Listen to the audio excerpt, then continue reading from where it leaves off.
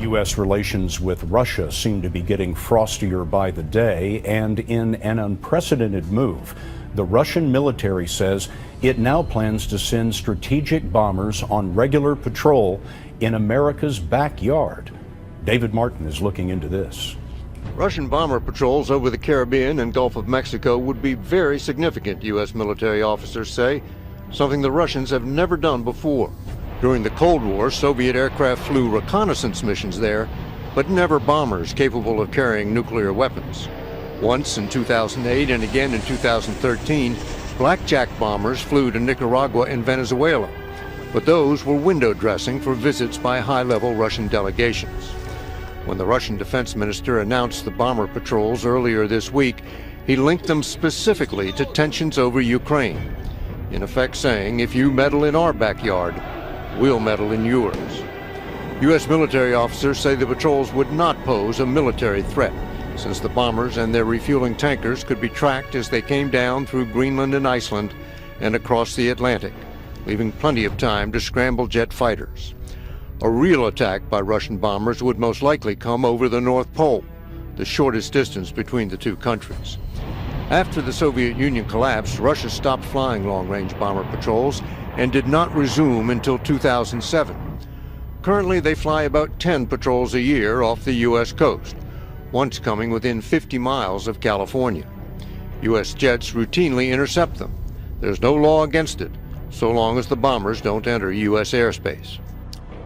With President Obama and Russia's Putin attending the same summit in Australia this weekend, these new patrols are an in-your-face way of saying we're a global power and we're not going to let you push us around.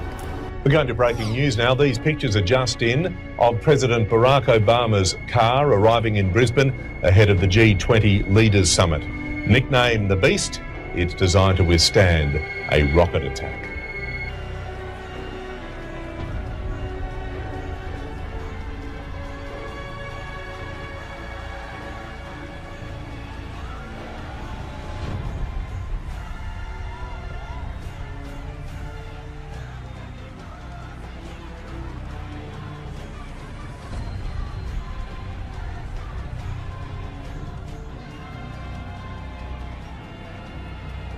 But tidings out of the east and out of the north shall trouble him. Therefore he shall go forth with great fury to destroy and utterly to make away with him. And he shall plant the tabernacles of his palace between the seas in the glorious holy wood. Yet he shall come to his end, and none shall help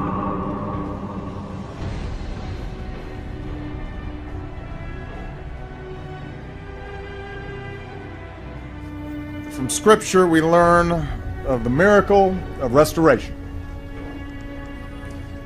You who have made me see many troubles and calamities will revive me again. From the depths of the earth you will bring me up again. You will increase my greatness and comfort me again. A top NATO commander says Russian tanks and troops are moving into eastern Ukraine. Moscow denies those claims. The development comes after Russia announced new Air Force training exercises near United States borders. David Martin is at the Pentagon with the military's response. David, good morning. Good morning. When Russia's defense minister announced plans for these new long-range bomber patrols, he linked them specifically to tensions over Ukraine, telling the U.S., in effect, if you meddle in our backyard, we'll meddle in yours. The announcement of the new patrols comes just as President Obama and Russia's Putin are set to attend the same summit this weekend in Australia. Both men surely know having bombers circle around to the south of the U.S. doesn't make much military sense. The bombers and their refueling tankers could be tracked all the way across the Atlantic, leaving plenty of time to scramble interceptor jets. Benjamin Friedman is a research fellow at the Cato Institute. Politically, it's important. It shows that Russia's trying to sort of show its relevance and poke its finger in the U.S. eye and say, look, we're still here, we still matter, we're something you have to deal with and plan for. There's no indication yet when these new patrols would begin or how often they would be conducted. With dramatic pitches and steep banks, China shows off its next-generation fighter plane. This is the J-31, a stealth fighter. It can come in, as the U.S. has stealth fighters, stealth bombers, come in a full-up radar environment and not be detected. Analysts say this jet could be designed for mid to low altitude attacks and may be deployed from an aircraft carrier. The J-31 looks stunningly like a late model American stealth fighter, the F-35. It's been pretty clear, and I think the U.S. government has been pretty clear in making its claims, which I have no reason to doubt, that Chinese hackers have been targeting defense contractors, U.S. government facilities, and others. Several published reports say the Chinese got the blueprints for the F-35 through a cyber assault on a contractor for Lockheed Martin and built their fighter jet with the same specs. The Chinese have denied that. China tested the J-31 right as President Obama was in Beijing for the Asia-Pacific Summit. It comes on the heels of China christening its first aircraft carrier, sending ships to islands whose territory has long been disputed. Analysts say this isn't about confronting America militarily, but about reducing U.S. military influence in its neighborhood. What the Chinese military is trying to do is to be able to put their military out further from China, out into the Pacific, in the air, under the sea, and on the sea, in order to deter others from coming too close to China. It's also about prestige. It's also about the status of China. It's also about using platforms like aircraft carriers to perform what's called military operations other than war, humanitarian relief, that kind of thing. The United States uses its aircraft carriers for that purpose quite a lot. China now flexing more military muscle. One of these two powers is going to be so concerned someday with projection of power in the Pacific that it's going to overreact in a crisis, or that it might escalate what seems now to be an arms race. Lurking in the freezing waters off Sweden last month, a hidden danger. This was a major hunt launched by the Swedish Navy to find a suspected Russian submarine off their coast. The Swedes said they would force it to the surface if they could find it. They couldn't. But it's one of a growing number of potentially explosive incidents that one London-based think tank says is putting the Kremlin on a collision course with the West. Our report singles out 11 serious incidents. Here we are talking about the aircrafts flying really close to each other. We are talking about harassment of warships. We are talking about simulated attacks conducted by the Russian fighters against targets in Sweden, Denmark, and the United States. The report, called Dangerous Brinkmanship, says a mix of more aggressive Russian posturing and readiness of Western forces to show resolve is increasing the risk of escalation. As well as the 11 serious incidents, the report also details 3 high-risk ones, which in its view carried a high probability of causing casualties. One was the submarine search, another was a narrowly avoided collision between an SAS civilian airliner taking off from Copenhagen and a Russian reconnaissance plane. SAS have confirmed to CNN the incident took place last March. The third high-risk incident, says the report, was the abduction of an Estonian intelligence officer shortly after President Obama visited the country, a NATO ally, in September. Moscow says he was arrested for spying on Russian soil. Of course, even if such incident happens, it doesn't lead automatically into a full-blown war. The problem is that we have less and less direct contact between the militaries on the both sides. If we don't have this kind of established channels of communication, even one incident can simply lead to an escalation that neither of the sides really want. It may not be a new Cold War with Russia, not yet, but the risk of miscalculation has echoes of that much more dangerous time. Russian forces on the move again into eastern Ukraine. Preparations, Ukrainian officials tell CNN, for a new offensive by pro-Russian separatists. We have seen columns of Russian equipment, primarily Russian tanks, Russian artillery, Russian air defense systems, and Russian combat troops entering into Ukraine. And NATO says they've observed something even more alarming. Russian warplanes capable of carrying nuclear weapons deployed to Crimea. Annexed by Russia illegally earlier this year, if confirmed, the step could violate multiple international treaties. We see forces that are capable of being nuclear that are being moved to Crimea. Whether they are or not, we do not know, but they do have the kind of equipment there that could support that mission. Russia's foreign ministry immediately denied the claims, calling them, quote, unfounded. The new weapons, accompanied by renewed fierce fighting between Ukrainian forces and separatists, has all but ended a brief, shaky ceasefire. Expressing alarm in both public and private, Ukrainian officials say they are now preparing to fight. We expect unexpected actions from them.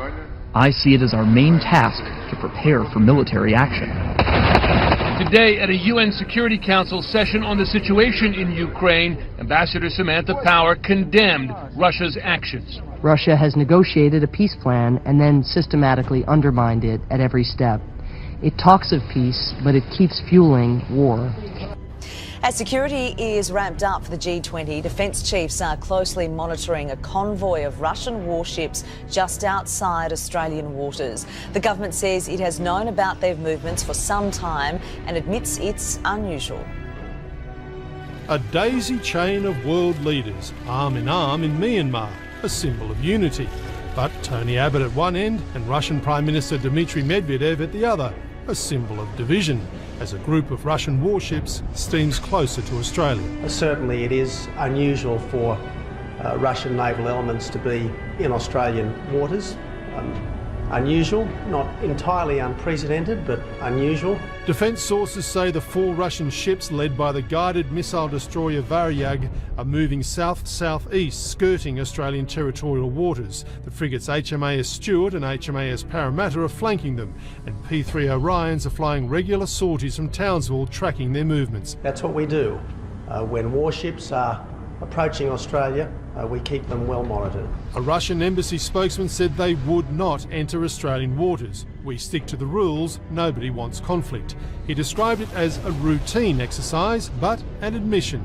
Your reaction is not that surprising because we do rarely go this way. Russia is entitled, as any other country is entitled, to traverse international waters. Is it a show of force? Well, it's a significant country with a significant navy. I don't think we should play the Putin game of engaging in his stunts. This naval display is obviously timed for the weekend's G20. Tony Abbott says it would have been months in the planning, but the Kremlin's confirmed the flotilla left Vladivostok on October 23, 10 days after Tony Abbott threatened to shirt front Vladimir Putin. Let's not forget that Russia has been much more militarily assertive in recent times. Like sending nuclear submarines to Scandinavia, warships off Crimea, troops crossing into Ukraine, long-range bombers flying over Central America, and now its Pacific Fleet skirting Australian waters. I think the rest of the world is watching closely what Russia does because there is an element of unpredictability about it. And this week, the world's watching the G20 in Brisbane. This is a rare view inside the fighting in eastern Ukraine. A gun battle at the airport in Donetsk. Then a rebel tank fires and destroys a Ukrainian military position. These are Ukrainian forces battling separatists armed and supported by Russia. And now more Russian heavy weapons are on the way. New images of Russian military vehicles and artillery rolling into Ukraine. Ukraine's president says his country has lost control of its eastern border. The Ukrainian-Russian border, under independent monitoring, is repeatedly crossed by the Russian regular forces. Now, those same Russian forces say NATO's supreme allied commander are firing at drones from the International Observer Mission. Reiterating Moscow's frequent denials, today the Russian Foreign Ministry spokesman said no Russian forces of any kind are in Ukraine. There are no military forces or any military movement across the border. And moreover, there is no presence of our troops in the territory of Ukraine. On the map, you can see how Russia has, in effect, now occupied territory inside eastern Ukraine. It's this area here that is under the control of pro-Russian separatists. I'm going to show you here, these are positions of Russian weapon systems as identified by Ukrainian authorities. You can see missile launchers here, tank divisions, and then these troop divisions along the border are what U.S. officials say are 8,000 to 9,000 Russian troops positioned along the border. And that border here, the red area here, is in effect controlled by Russian authorities. And just to place it, this here is where U.S. officials say that Russian-supplied missiles shot down the Malaysian airliner MH17. We begin with growing Russian military activities across the globe. Russia now says it plans to launch long-range bombers on regular patrols from the Arctic onto the Caribbean and Gulf of Mexico. Moscow is also sending a convoy of warships towards Australia. The European leadership has detailed more than 40 major breaches by Russia in the past 8 months. Now, Russian President Vladimir Putin may have some explaining to do as he goes into the G20 summit in Australia. Needless to say, his interaction with other world leaders will be closely watched, as it was at this week's APEC gathering in Beijing. CCTV's Tom Barton reports. President Barack Obama and Vladimir Putin's public interactions display little warmth these days. Their awkward contact at APEC will be quickly followed up thanks to the G20. The build-up to the meeting has been stormy, with rumours and suggestions that Russia either shouldn't be allowed to go or might not turn up. I say with sadness that there's no purpose in being there. Australian Prime Minister Tony Abbott, whose country is hosting the G20 meeting, has pulled back from his talk of shirt-fronting or knocking Putin to the ground, but has said he will have a robust conversation about what he calls the murder of 38 Australian citizens on board flight MH17, which Western governments accuse pro-Russia militants of shooting down in July. From Prime Minister Abbott to President Obama and others, diplomats and journalists will be watching intently for more signs of the chill that has come between Russia and the West. In March, Russia was thrown out of the G8 group of nations for annexing Crimea. But in Moscow, the position of Western powers is seen as counterproductive. I think that if the G8 or the G20 wants to work fully and have influence and have a wide ability to cover problems and solve problems, they need to have dealings with Russia. If these groups turn towards pressure, we're not interested in taking part. President Obama insists Russia has been supporting militants in eastern Ukraine and says it must stop. But President Putin shows little sign of wanting to acquiesce to the West or show weakness in the face of sanctions. Tom Barton, CCTV, Moscow. Wolf, this is about Russia's risky, calculated pattern of aggression toward the U.S. and its Western allies. There have been multiple incursions close to U.S. airspace this year. Recently, a Russian military plane came within 50 miles of the California coast. Some of these encounters have come within a razor's edge of causing serious casualties. A dangerous maneuver. A Russian jet fighter buzzes right in front of a U.S. Air Force surveillance plane, within about 100 feet of the nose, a move which U.S. officials said endangered the American crew. Another incident. A Russian military aircraft comes within 50 miles of the California coast, the closest in years. Get ready for more. Russia's defense minister says his military is about to send long-range bombers to patrol near American coastlines. You're going to have bombers coming in this direction from Russia. You're certainly going to have longer-range bombers coming down this coast, almost certainly. And you're also going to have bombers coming down this coast, and he also mentioned in particular flying in the Gulf of Mexico. So we're talking about ringing the United States with the exception of the Canadian border. The Russian planes likely won't fly inside U.S. airspace within 14 miles of the coasts, but U.S. officials call the action provocative and destabilizing. Russia's defense minister says it's a response to aggression near its border with Ukraine. This is a rationalization by Russia, and in particular by President Putin, to strengthen his appeal with his nationalist base. Russia's aggression playing out around the globe. A Scandinavian passenger jet nearly colliding with a Russian surveillance plane. One incident right out of a Tom Clancy novel.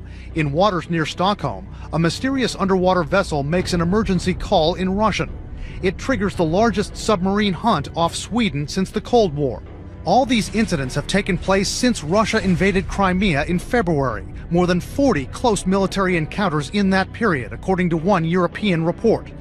Analysts say this is one man, Vladimir Putin, flexing his muscle, desperate to restore Russia's Cold War power. Putin is personifying as the tough guy, the image of Russia that he wants to present and those around him want to present now, of a Russia that will not back down, of a Russia that will take on the West, and in fact of a Russia that will take on anybody. Take a look at these black dots that we're showing here. This report says 40 encounters between the Russians and other nations over the past 8 months have rattled nerves and raised tensions to a Cold War level. You mentioned that close call that Jim mentioned as well between a passenger jet and a Russian jet along in here. But there are many others from the Russians. This report says they staged a simulated bombing attack on a Danish island. A Russian jet made threatening maneuvers toward a U.S. reconnaissance plane, including showing that it was fully armed with missiles. Russian planes have buzzed ships. And they even, out in this area, practiced a cruise missile strike within range of New York, Washington, and Chicago. Jake? And Tom, how close have any of these incidents been to the United States or American troops? Well, if you look up here on the northern part, you're near Alaska and Canada. In September, 6 Russian jets were spotted up in this area. Russia is suggesting it will have full radar surveillance of this area by year's end. That is not really that uncommon up there. But in June, 4 Russian planes were coming down along the coast here within 200 miles. 2 of them went all the way down here to within 50 miles of the coast of California. That's the closest they've been since the Cold War. They were intercepted by U.S. F-15s. That's just short of U.S. airspace. And such incursions are not unheard of, but they're becoming more common, and this was the closest one in about 2 years, Jake. Well, what kind of planes are we talking about? What kind of planes do the Russians even have in their arsenal for these types of flights? For some missions, Russia is using fighter jets along with refueling planes, as Jim just mentioned, but the big piece of equipment on the scene is this. It's the Tupolev 95, nicknamed the Bear by NATO. This plane grew out of the Cold War in the 1950s, way back then. It is a turboprop, so it looks antique compared to modern bombers like the Stealth, but it's a serious weapon. Just take a look at some of the things that it has going for it here. If you go into this plane, you have a maximum speed of almost 600 miles an hour. It has a range for missions of well over 5,000 miles. It can carry 11 tons of ordnance, including cruise missiles and nukes. And like U.S. long-range bombers, it is designed for big impact precision strikes. Of course, more Russian planes and ships could increase the chances of a potential run-in with our own military. What if there's a mistake? This week, a European watchdog group reported a dramatic rise of encounters between Russian forces and NATO forces. It reported dozens of incidents, 3 of which it claims carried a high probability of triggering a direct confrontation. One of them, a reported near crash between a Russian spy plane and a passenger jet. So none of this is routine stuff, and Vladimir Putin is in uncharted territory. Jennifer Griffin's on Fox Top Story at the Pentagon this afternoon. It's one thing to flex your muscle, Jennifer. It's another to put, well, the whole world in jeopardy. That's right, Shep. And there was also that recent hunt for the suspected Russian submarine off the coast of Sweden that got the U.S. military's attention. 40 incidents involving the Russian military coming into near confrontation with NATO members since Putin's invasion of Crimea. The Pentagon reacted to the announcement from Russia's defense minister today that Russia now plans to extend its long-range Bear bomber flights to the Caribbean. Spokesman Colonel Steve Warren downplayed the threat and simply said the Russians have patrolled in the Gulf of Mexico in the past, and we've seen the Russian Navy operate in the Gulf of Mexico. These are international waters. One obstacle for Russia is refueling. That's why Russia's military is in talks with Cuba and Venezuela for air basing rights. Pentagon officials don't see the move as a serious threat, but it is a reminder that Putin is trying to make his military more visible and more assertive. In fact, last September, Russian Bear bombers, those strategic bombers that can carry nuclear weapons, reportedly practiced cruise missile strikes against the U.S. Shep. Jennifer Griffin at the Pentagon. Jen, thanks so much. Let's dig deeper on this. Foreign affairs columnist and author Gordon Chang is with us on the news deck. What's he doing? I think what he's trying to do is he's saying to the rest of the world, look, I can do whatever I want. The United States can't stop me. I've got a new friendship with the Chinese. They're going to finance what I'm doing. So I'm going to grab what I want. And that's clearly Georgia, Ukraine, Eastern Ukraine. You know, it's awful.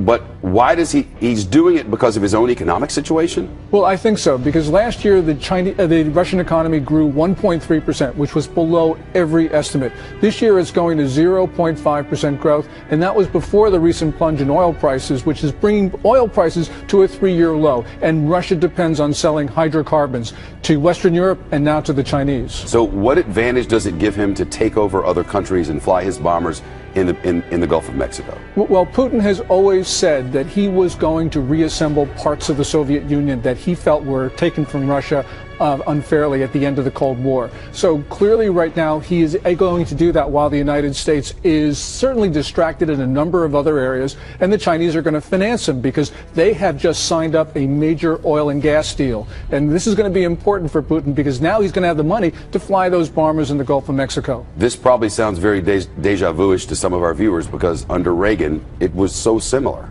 It was similar, and what Reagan did towards the end of the Cold War was to drive down the prices of commodities that Soviet Union sold. And that's what brought the Soviet Union to the end, because they no longer had the money to support their military and to keep their people happy. What we're seeing right now is the same dynamic because the prices for Russian commodities are coming down, but we're not intentionally doing it. If we were actually to start to push commodities down with the Saudis, this would bring Putin to the edge. But he still has the Chinese. Would that not be an affront to the Chinese if we were to do such a thing? Well, it certainly would, because they both see themselves as on the same page. They see the United States as the common adversary, and that's why they're molding their militaries together. That's why the Russians are now selling frontline equipment to the Chinese, and that's why they're now cooperating in East Asia as well in other places. What's going to happen, though, if there's a mistake? If there's an accident between one of these throwback bombers of the Russians and something we're flying around? Well, you know, we saw this during the Cold War when there were a number of near misses, and, you know, we were very fortunate to get through that. We got lucky. We got lucky.